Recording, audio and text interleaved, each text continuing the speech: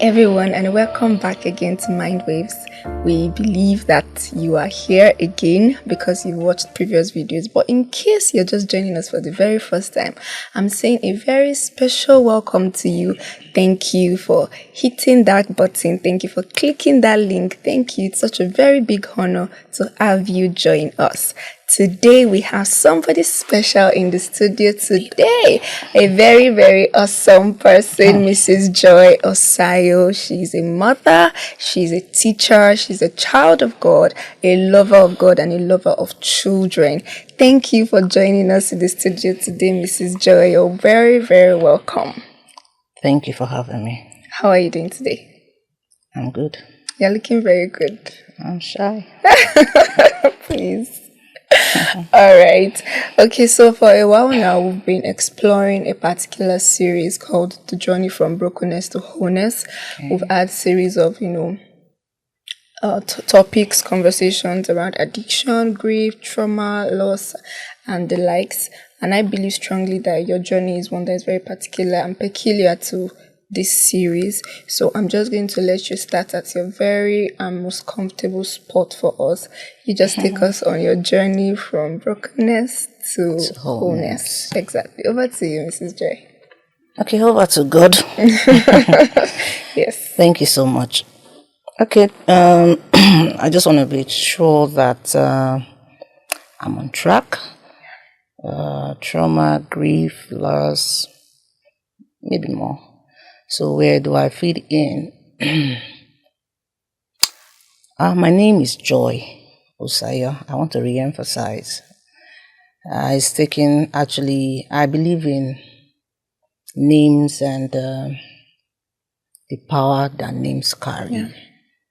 So my name, Joy, I think that's a sort of anchor for me too, because you can't be a joy and your life joyful, not be joyful. So it has been God for me as an individual, a woman, and a human being. It's when growing up as kids, we get to build skyscrapers of ideas, what you will be. But I can't actually remember growing up and saying all sorts, because I was born into a family that I think they were already done. I don't know why they got me there, because my parents had my very, very old age. My eldest brother is 20 years my senior, so I call him daddy. So I call them daddies, two mommies and all that, and they introduced me as their baby sister. So the age gap and all that. So, but I saw myself. It was when I grew up much later, I got to understand myself some few years ago to know that I actually struggled to survive. Struggled because as a little girl, growing up in the midst of already grown people. In fact, my brother was not in the country when I was giving birth to. So I remember when he came in, we were excited, and I went there, brother, and he was like, "Who is this one?" I said, "It's your sister." "Oh, how are you?" I still remember. And we look so alike. So a lot of my parents were there to train me, my elders were there to train me. The others were coming from various angles, so I just needed to survive. So I didn't really grow up making those wishes of I want to be this or that, I want to marry a man like this or not. I was just flowing with the tides. And my father was a creative, so most of us are creatives in my family. We have the drummers, we have the singers, we have from different spheres of creativity. And I read creative arts, and I still practice art and teach art. I just know that I'm also in growing up, my parents brought us up as Christians. So you just have to know the word of God, pray and all that. So that background was there. And I followed up. I loved going to church. I loved serving God, very active, and marriage just happened. So when marriage happened, I was like, "Are you sure?" I said, "Yes." I was serving in church, and there was a pastor's retreat. I said, "I like that." I said, "No, you can't lie. I don't want a pastor." "Oh, okay, we got married." Met in January. I said, "We should get married in March." I said, "If this is the will of God, let's do it." But after some reservation and insistence from my family, we got married in June. From January to June. I think first week of January and by the end of June we got married. So we got married knowing ourselves, we got married. I had no issue with that because I felt if it has to be God, then it will be right. I had no issue with that. So we got married, and on our first wedding anniversary, we had our first child, and everything was fine. But along the line, things changed. I don't know why things changed, but things changed, and he was not the person that he was. But I had this idea. I'm married and I'm gone, and I'm married, it should work. We got married in 2022. Then in 2026, that was when issues really started. You got married in 2002. Sorry, 2002, thank you. In 2006, issues started. So there was battery. And it was bad. But I still continued to tell myself, it will work. That's how it's supposed to be. We're in church, we're Christians, and all that. So it just has to work. So along the line, we will either be at this station now, move to different stations. So along the line, my career got affected. I also did not mind. I meant to just be a wife, be a mother. So I had my second child almost immediately. They were so close. So I never had to have the maid or anything. So I struggled with all that. So why battery came in and I was silent and I was struggling. At the same time, rejection came. The rejection from the family, his family. So I couldn't also understand the same family. So rejection came. And they once accepted you. Yeah, rejection also came. I think the only person that actually was warm and to me that received me in that family was the mom. But she died almost immediately. She was very sick. So the father, being the head of the family, whatever he said, the children took, and rejection came. And I never communicated any of this to my family because I had this mindset. I'm married. Let it work. It should work. So I battled with all that, struggled with all that, all the way, and everything. So, but the pastor that I was like a father to me when we got married, Ghanaian, he moved back to Ghana.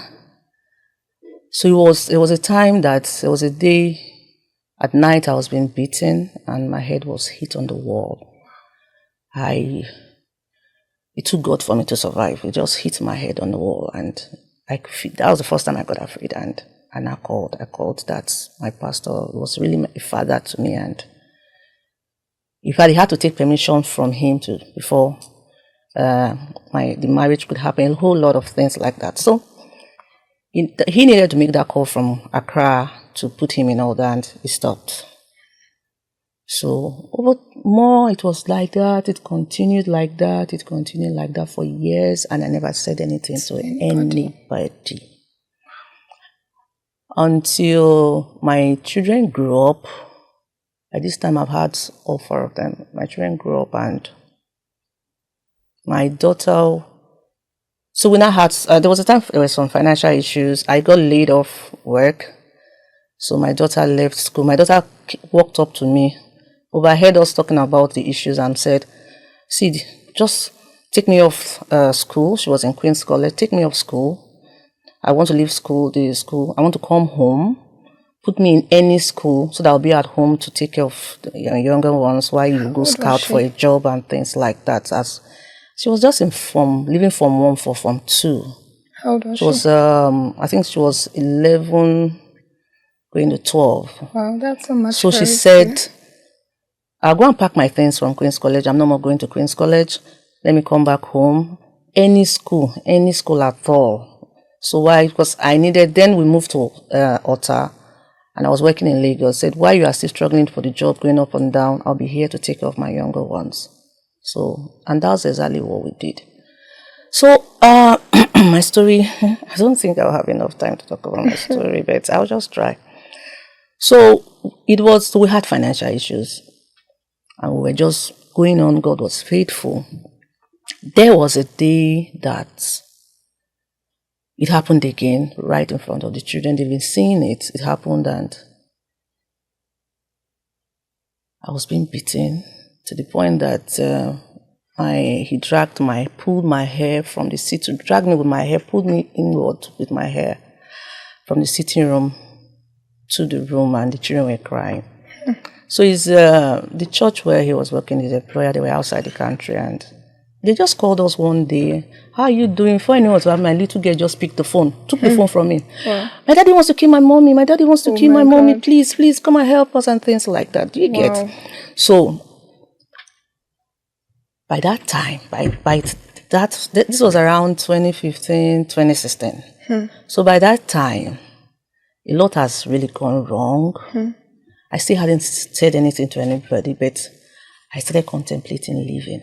I was contemplating leaving. He would really beat me. There was a day we were alone. I took the children for holiday. He beat me all night.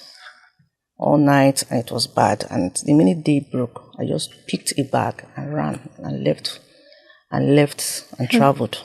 I went home it was holidays. I went home and stayed with the children where they were with my siblings. Now, the battery was so bad. It beat me severely and all that. So I think earning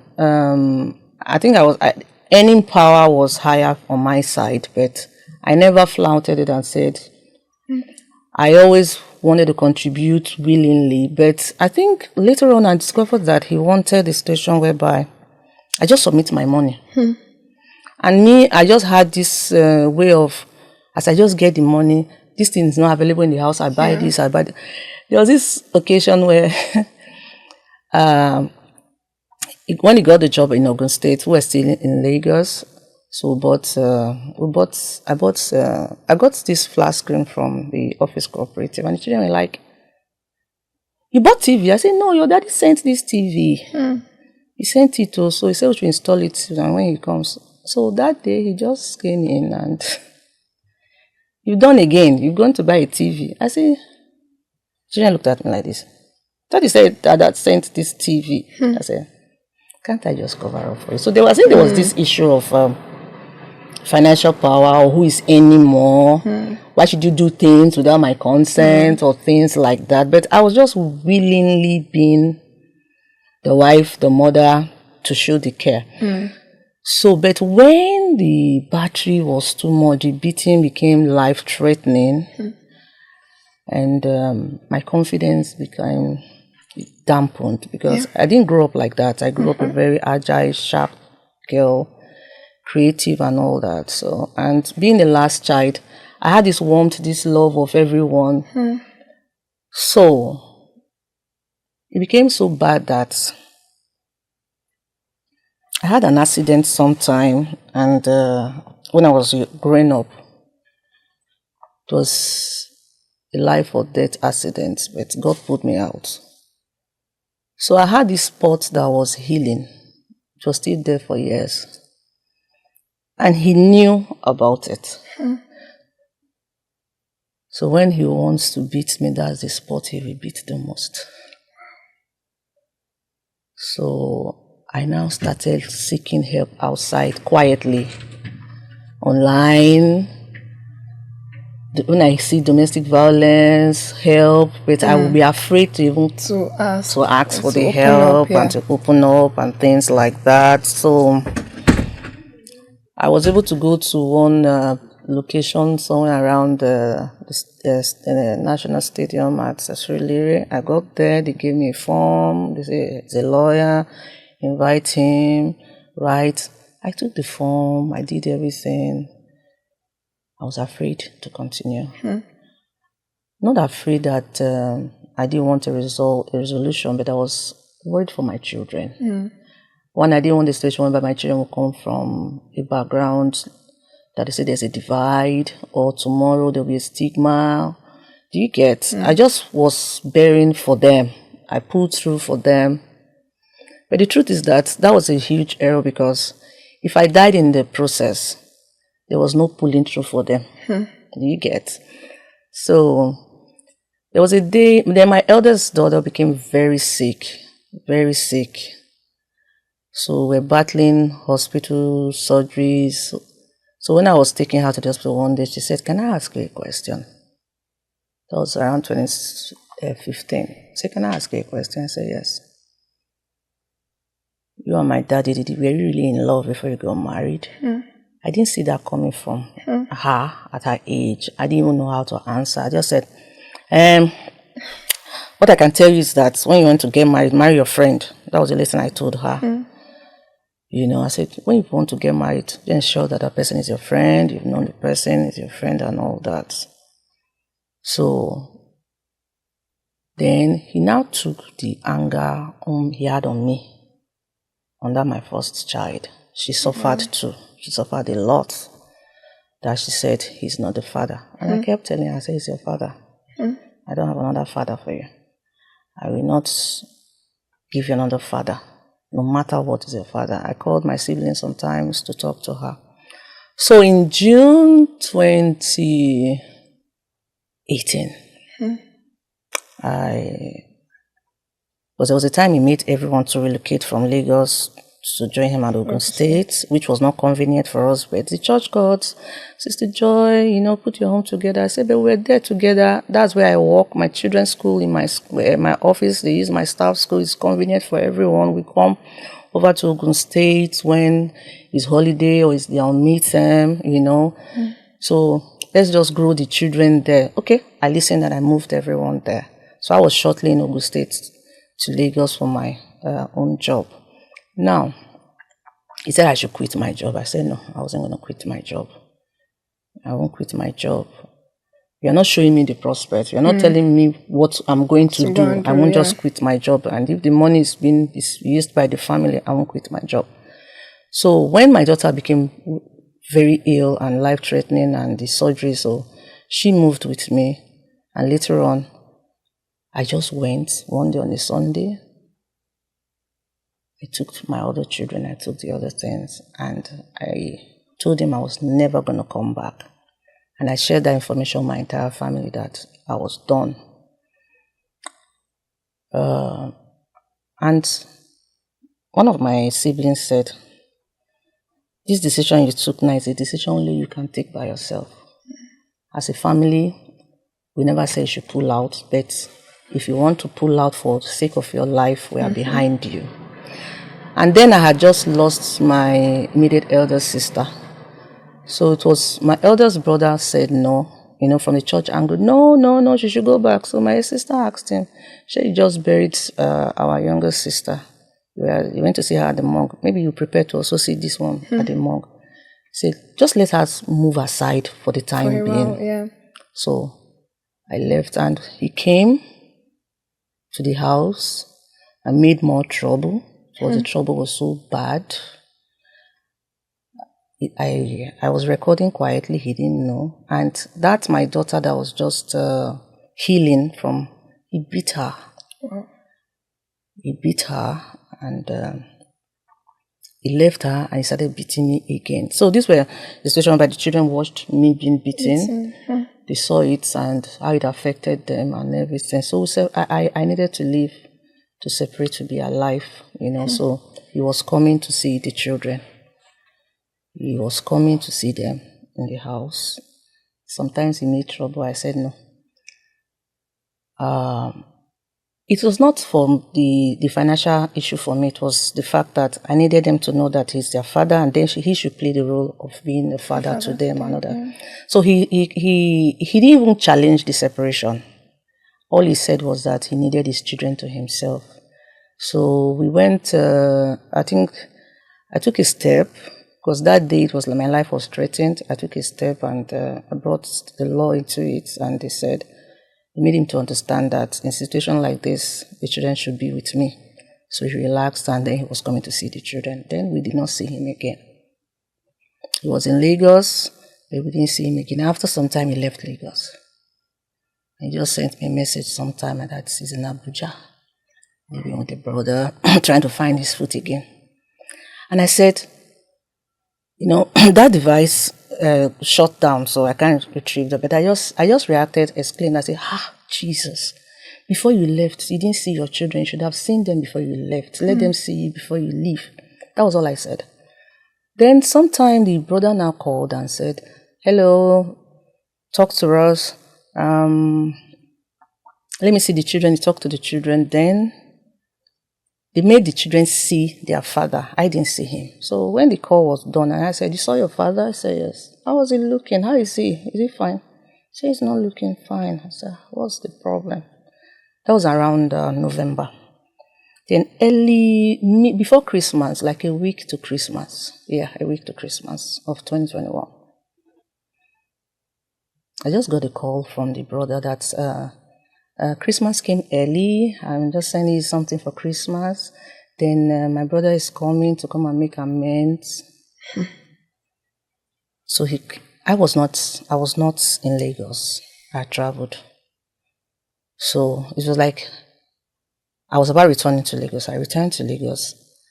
Then he started calling that he was on his way. That he was dying. He's not in a good shape. That he's frustrated. He could take his life at this point. I was like, don't do that too. So at that point, I forgot everything that had happened. I said, don't do that. Try and come. So he left Abuja. In the space of 2-3 days, we didn't hear from him. His call was not going. So we're very worried. We started praying and everything. My daughter that never wanted to connect to father was so eager. Where could my father be and all that? So we prayed for over a day when we couldn't reach him. And we just kept calling. You know, you keep calling a particular number until finally when it rings, you go where are you? Say it's been at Ibadan, nowhere. You don't do that. Just come home. Tell them to where's the driver? Come to Yaba. This Yaba is closer to us. From Yaba we'll pick you. So lo and behold, I went with my daughter, the eldest. When we got to Yaba, we could not recognize the person we saw. He was in a very bad shape. Very bad shape. Any idea of what happened to him? Now, I don't know what happened to him, but I know that from the family I came from, we are so closely knit up. Something is happening to me here in Lagos. My siblings outside Lagos, they are on their toes. They are making calls, they are reaching out, they are coming. So, why would your brother be in that bad shape and you let him go? Why didn't they keep him to heal?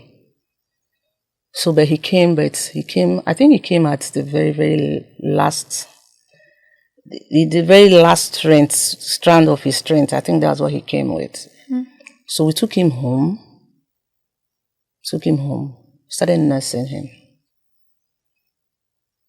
For about 2 weeks, close to Christmas. It was like a week before Christmas. Then, on that, the 30th day of December, we were together, myself and the girls, but the boys were not around. They went for holiday. They were much younger and they cried like, I follow Big Mom. I said, okay, go. So when they were outside Lagos, so they didn't see him. It was just me and the girls. So we're together and he said he needed to talk. So he talked to us more than an hour, said things. I told them if anything happens to me, they should give you my part of the house they want to sell. They should give my own money to my children and things like that. He said a lot of things.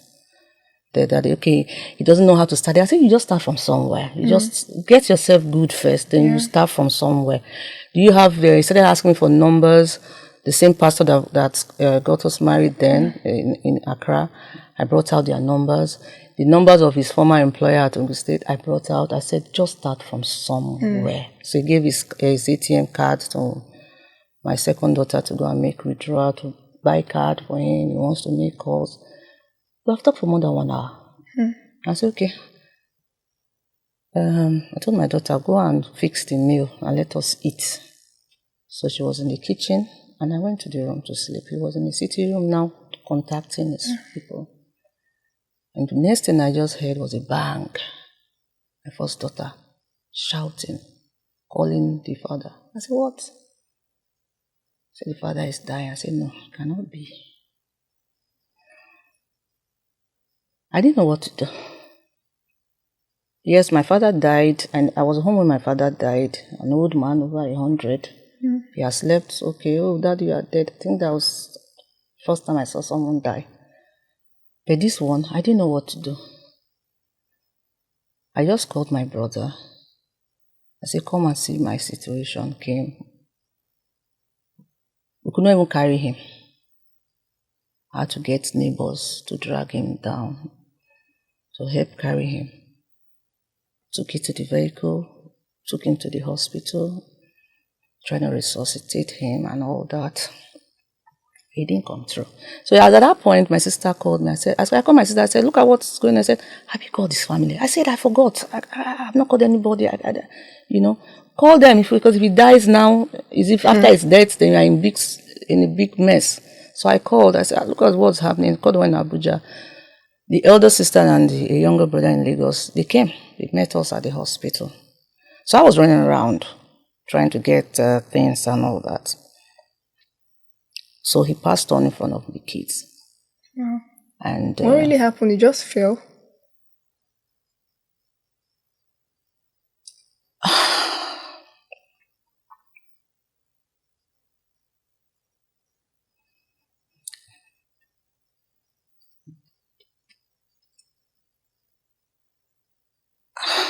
Oh, it's fine. We can just continue. So I don't know if the angle if my presentation works with your theme, or if it answers the questions for this platform. So the family came up and they insisted we bury him. We buried him, and right there we buried him. They beat life out of me. The family? Yeah, right inside the cemetery. I asked for money for the casket. They didn't bring. I paid all that and we passed. But the point is, after all this, as I'm talking to you, I think a week later they started threatening my eldest daughter to talk to them. My daughter said, talk to my mommy, I'm just a child. So nobody cared to what's happening to you and all that. Then my second daughter became traumatized, really traumatized, living in fear. Then after some time, I became very withdrawn. Though at the beginning I was broken, but I hid my own brokenness so that my children will not see me broken, so that they can be strong. But I didn't know that especially my second daughter was very damaged. But the first one was living in regrets. I was like, because of what he did to her when he was alive, the last minute he came was when she thought he could make up, but he died. And it was quite traumatizing and painful though. So sometimes she just wants to relive that moment, like bring him back. I said it's not possible. So along the line, I felt like taking my own life.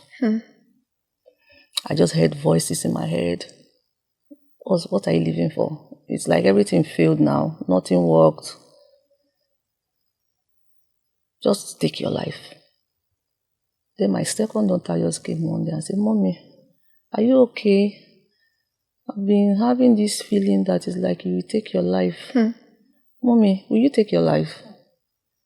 Don't commit suicide, oh, Mommy, please. And if you die, what will happen to us? They really never had that fatherly love. They didn't have it. They didn't have the presence. They didn't have the love. And when they thought, okay, he has come back now, because honestly, I don't know why I even opened room for him to come back.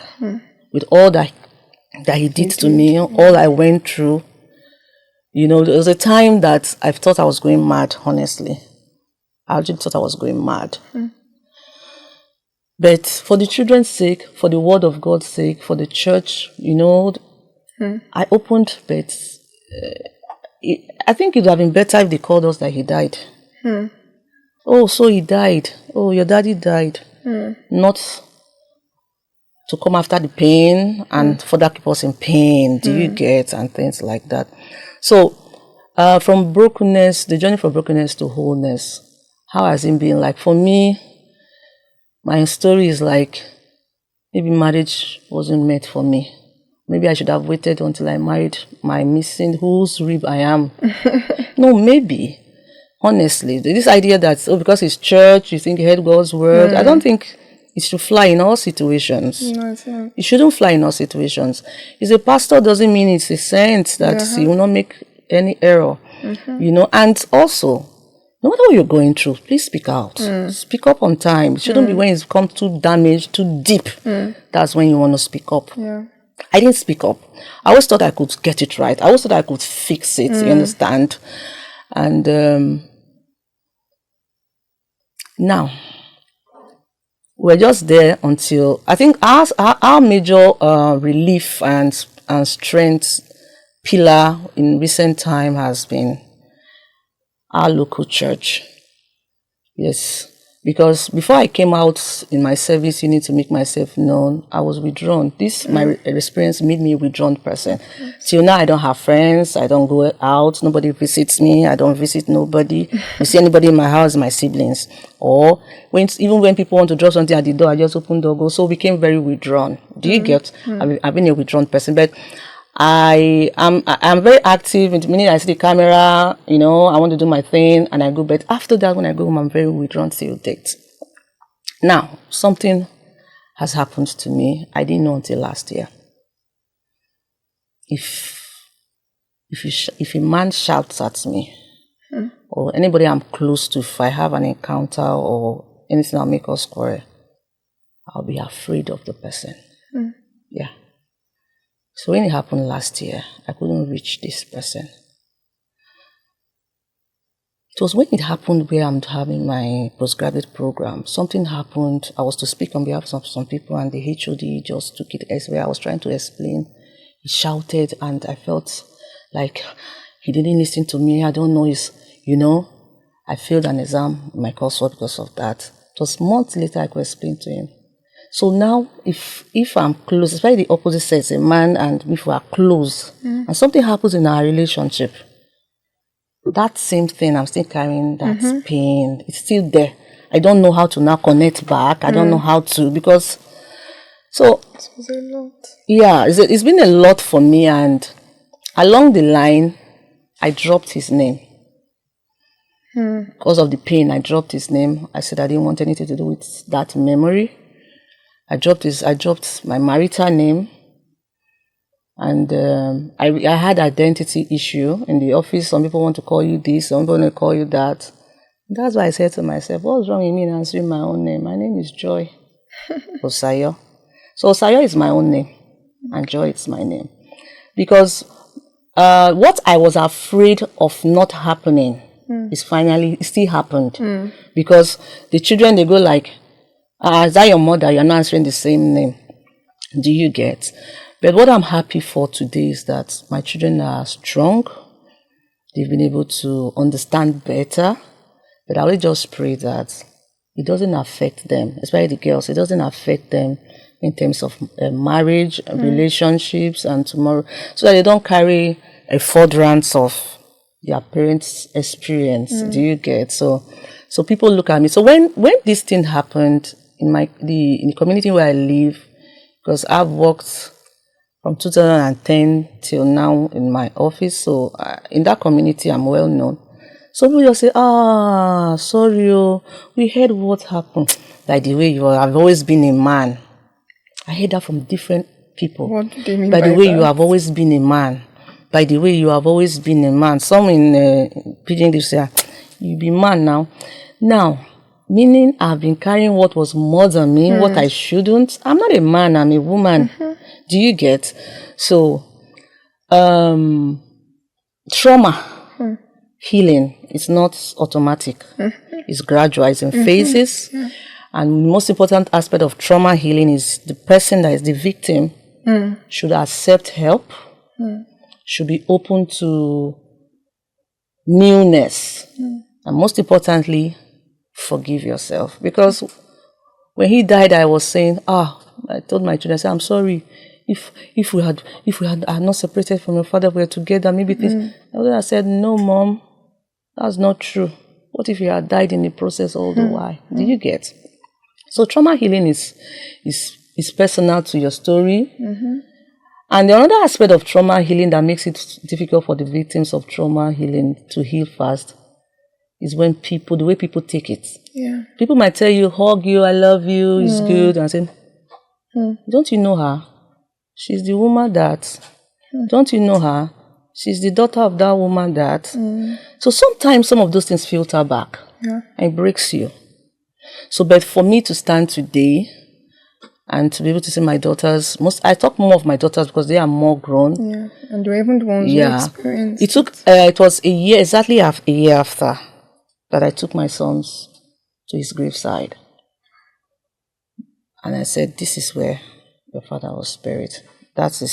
See your father's name there. That's my signature, because they said I should sign somewhere on the cement. And, are you good now? Because my son insisted he needed to see where his father was buried. So I took them there, but after then, I've not taken them back there again. So I don't know. Like I said, I don't know if I answered your question. I don't know if this is relevant, but most importantly,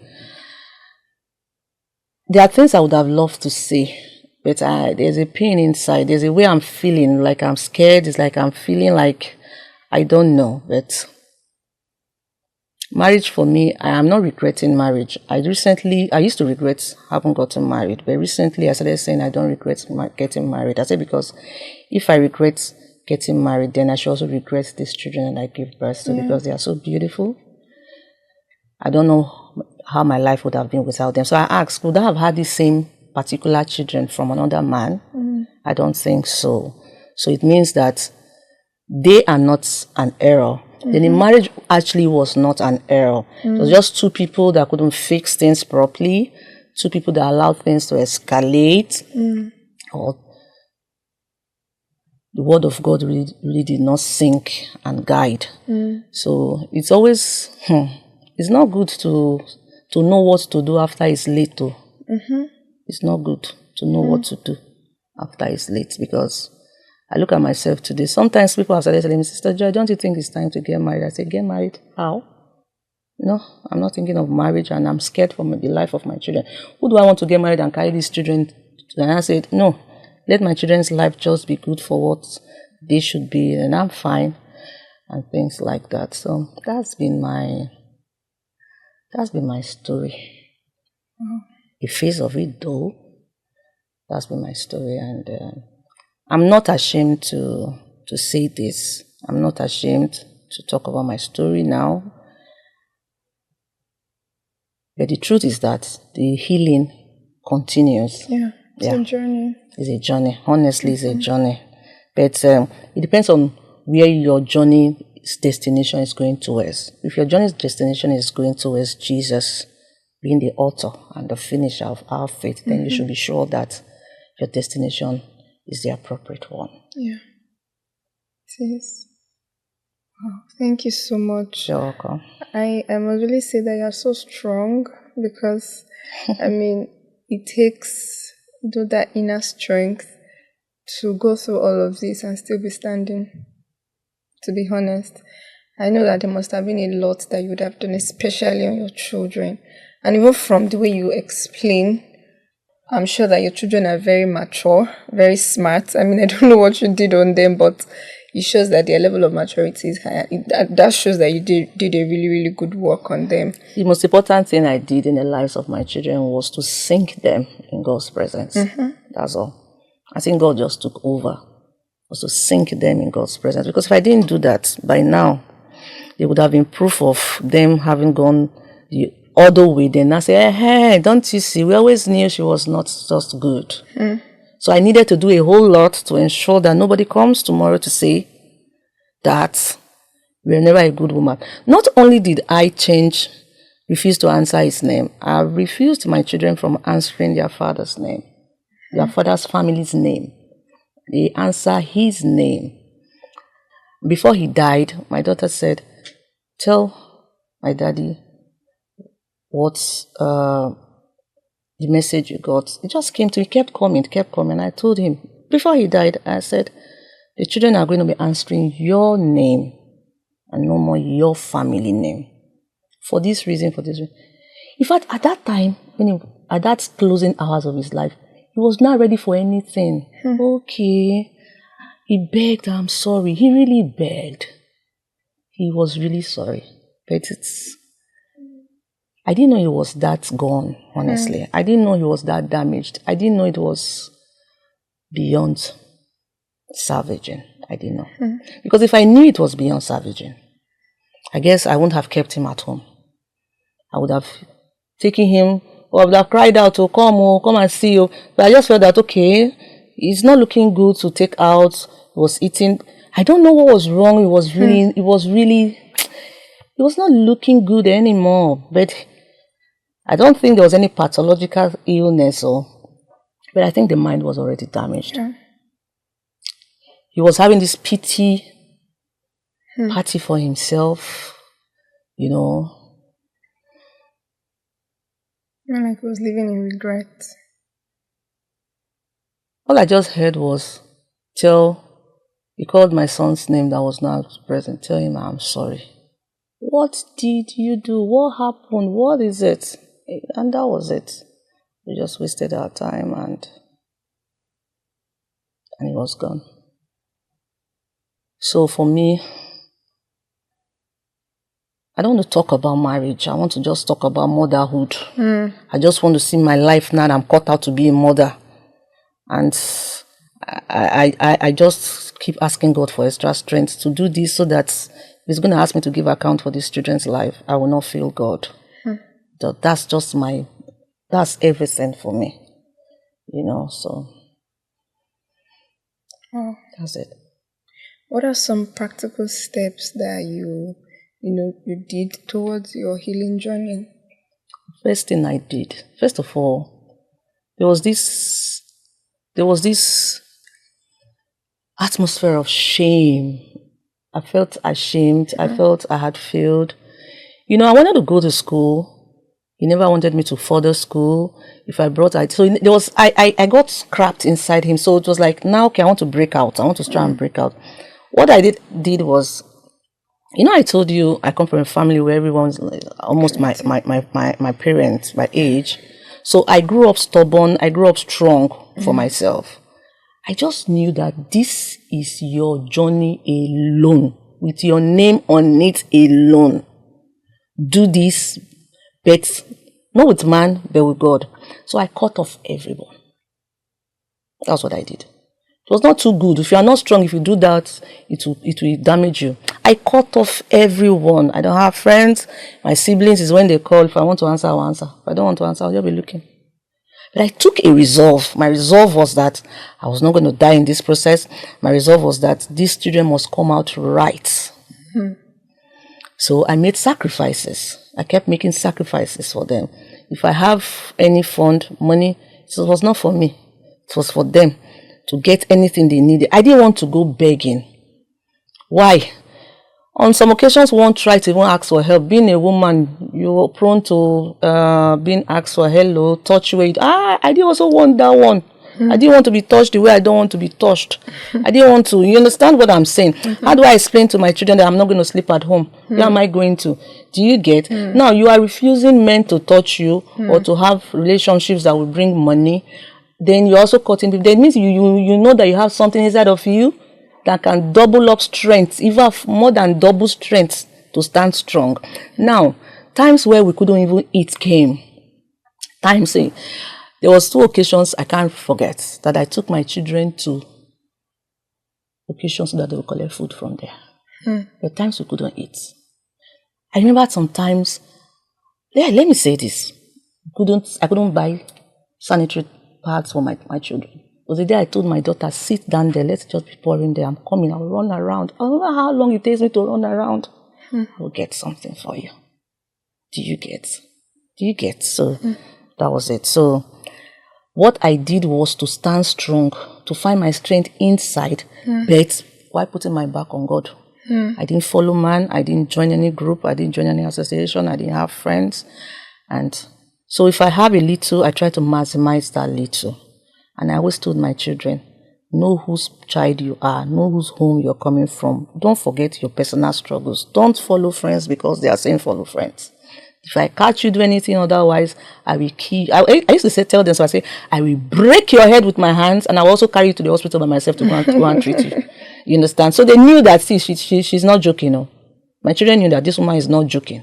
That if she tells you she will deal with you, she will deal with you. And they also saw their own story. They knew everything. So they had to be strong too for themselves. You understand? So it's why the girls and I, we were just like walking in shadows at a time. We're not connecting with people. We're not smiling. We're not talking. We're not joining. But that's where my church came in. You know, it helped to really give us that landed surface, open us up, that you can say, hello, hi, okay, this is me, talk. And like, we never had all those issues today. It's like we never had all those issues now. So what if I gave up? What if I did not stand strong? Then I won't have seen this beautiful part that we are seeing now. Do you get?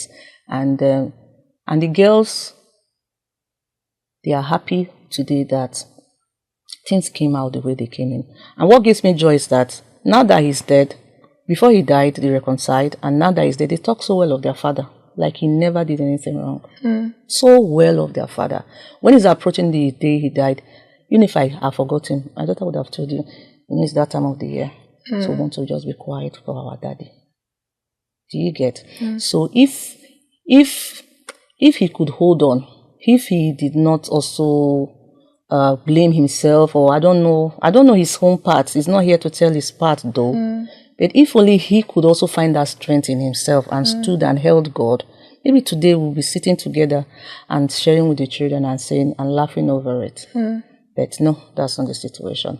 So there was a time I didn't even want to even do a makeup or even make my hair. I left myself. I was so uncared. My children were like, "No, mommy, you can't do this. Look good now. Come out, you're a beautiful woman." Things like that, you know. So what I'm saying, let's just conclude this in the sense that there's this pack of strength God kept in all of us. You need to activate it. If you don't activate it, it won't work.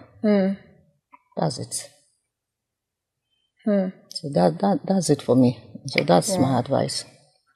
There's an inner strength that everyone has that can help them heal from any trauma, any loss, any pain. Because I mean, listening to this is just a reminder that pain is in degrees. It's in different levels. I can't imagine different spheres. I can't imagine the amount of pain that all of this, from the battery up until the loss and rejection, everything, the loss, in his family beating you even after. I have the video. Somebody recorded and sent me the video. I have the videos in my phone right now. That was really bad, honestly. But you see that inner strength. I think that is really our take-home point from here. Everyone has an inner strength that God has deposited on them, and while you lean, activate that strength. And while you lean back on God, such that I know I can't fall. Yeah. Even if I get tired, or even if it feels like, hey, I'm about to lose it again, I'm falling back on God. But there's that inner strength that must be activated. Thank you so much My pleasure. Sharing with us. Thank you for your vulnerability. I know this must have taken a lot for you to say. I understand, and I'm really, really grateful that you were very much open. And I pray that God will really guide you. Amen. Especially with your children, all of them, even the ones that you still want to have eventually. I wanted to complete 12. The ones that you still want to, bring on board as far extended children. I pray that God will guide you into everything, and all that He has assigned to you to do, you still fulfill it. You still fulfill destiny. Amen. Definitely, I'm sure of that. Thank you once again for joining us today. You're welcome. Very awesome, very inspiring, very, very touching. Thank you. I'm sure that everyone that has listened to this will know that regardless of how far or how deep or how intense your pain is, That's not the end of your journey. Please don't give up. Please never at any point. Like she said, there was a time she was contemplating, taking her own life.